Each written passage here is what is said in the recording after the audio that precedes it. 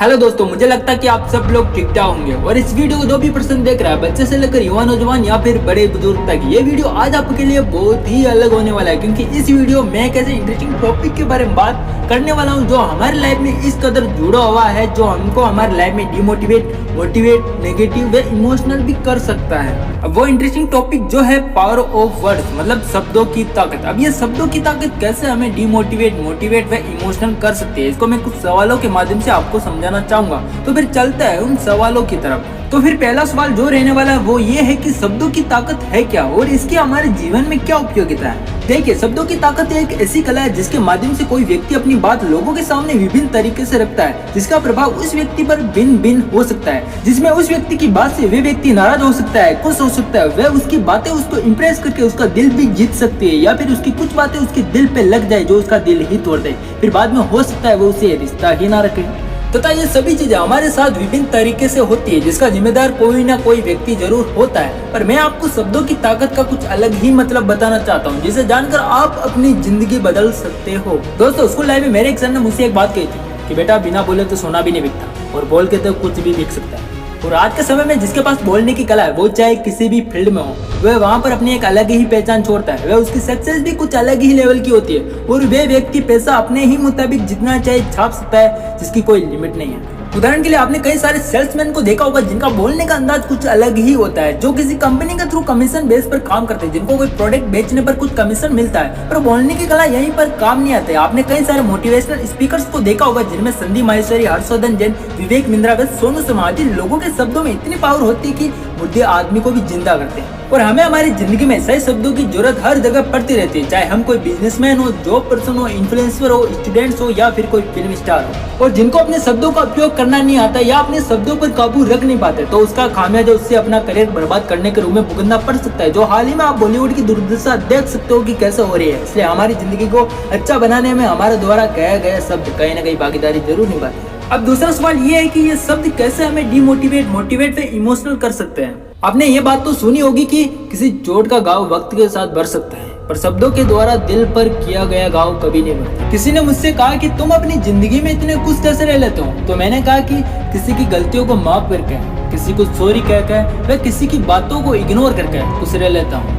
और हमारी जिंदगी में भी खुश व दुखी रहना हमारे ही हाथ में होता है। असल में हमारे साथ ऐसा कई बार होता है कि किसी दोस्तों व रिश्तेदारों के द्वारा कही गई कुछ बातें हमें इतना नेगेटिव व डिमोटिवेट कर देती है कि फिर दोबारा हिम्मत जुटा पाना मुश्किल सा लगने लगता है। तो बाद में हमारी जिंदगी में एक ऐसा व्यक्ति जरूर आता है जो हमें खुद के ऊपर विश्वास दिलाता है, जिसकी सोच दुनिया की सोच से परे होती है और हमें कहता है कि भाई तू कर सकता है और इन दुनिया की फालतू बातों पर क्यों ध्यान दे रहा है। और बस उसके द्वारा कहे गए ये शब्द हमें इतना मोटिवेट करते हैं कि फिर दुनिया की फालतू बातें सुनाई नहीं देती है। वह कभी कभार तो ऐसा होता है कि जब हम कोई रोमांटिक मूवी देख रहे होते हैं और उसमें ऐसा कोई डायलॉग आ जाता है जो हमें बहुत इमोशनल कर देता है और वो फिल्म का एक सीन हमें हमारी जिंदगी से जुड़ा हुआ एक पल लगने लगता है। अब आपको ये तो पता चल गया होगा कि इन सभी चीजों के होने में कहीं ना कहीं शब्दों का जरूर कमाल है, और इसको हम अभी समझे तो आप मेरे वीडियो को अभी तक देख रहे हो तो इसमें कहीं ना कहीं शब्दों की जरूर भागीदारी होगी।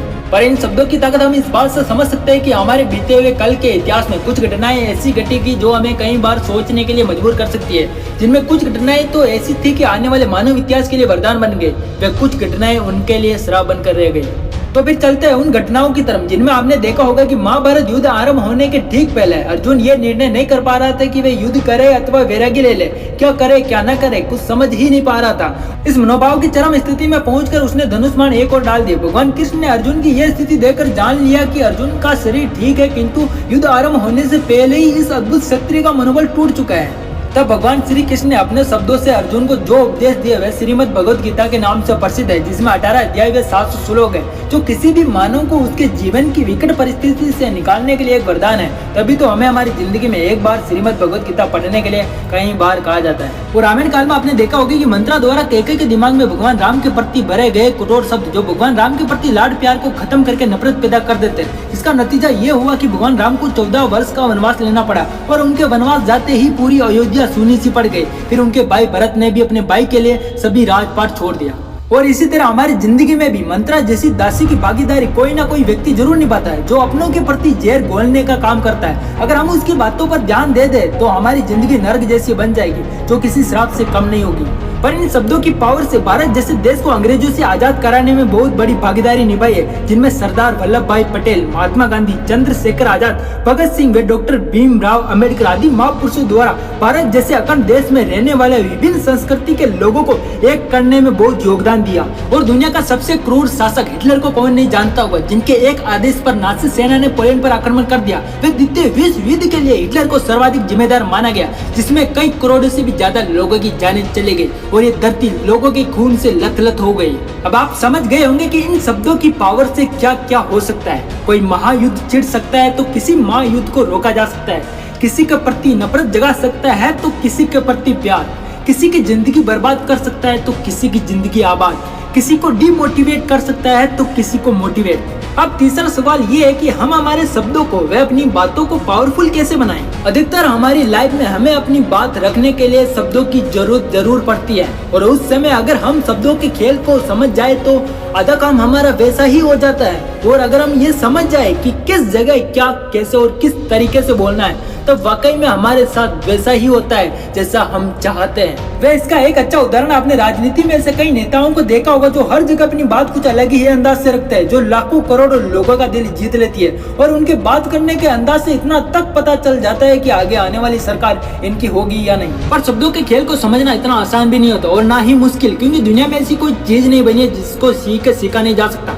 तभी तो कहा गया practice makes a man perfect. और आपने वो दो तो सुना ही होगा कि करत करत अभ्यास के जड़मत होत सुजान, रसरी आवत जात थे, रसरी आवत जात थे, सिल पर परत निशान। मतलब ये है कि कुएं से पानी खींचने के लिए बर्तन से बंधी हुई रस्सी कुएं के किनारे पर रखे हुए पत्थर से बार बार रगड़ खाने से पत्थर पर भी निशान बना देती है। ठीक इसी प्रकार बार बार अभ्यास करने से मंद बुद्धि व्यक्ति भी कई नई बातें सीख कर उनका जानकार हो जाता है। इसलिए आप भी कोई नई चीज सीखने के लिए कभी भी अपने आप को अंडरस्टिमेट ना करें कि यार ये तो मेरे से तो हो ही नहीं पाएगा। पर हम भी अपने शब्दों की पावर को बढ़ा सकते हैं, जिनमें कई तरीके हैं। जैसे पहला, ये अपने से बेहतर से सीखे। मतलब ये है कि जो व्यक्ति आपसे बेहतर बोलता है उसके बोलने के शब्द व तरीके पर गौर करें। दूसरा, ये जो भी आपको पढ़ने में अच्छा लगता है, जिसमें कहानियां, कविताएं, दोहे, समाचार पत्र आदि जरूर पढ़े, जिससे आप शब्दों के इस्तेमाल को सीख जाएंगे। तीसरा ये है, हमेशा पॉजिटिव एटीट्यूड रखें, क्योंकि जैसा आप सोचोगे वैसा ही बनोगे और वैसा ही बोलोगे। तभी कहा गया है, विचार पहले दिमाग में आते हैं फिर जुबान पर।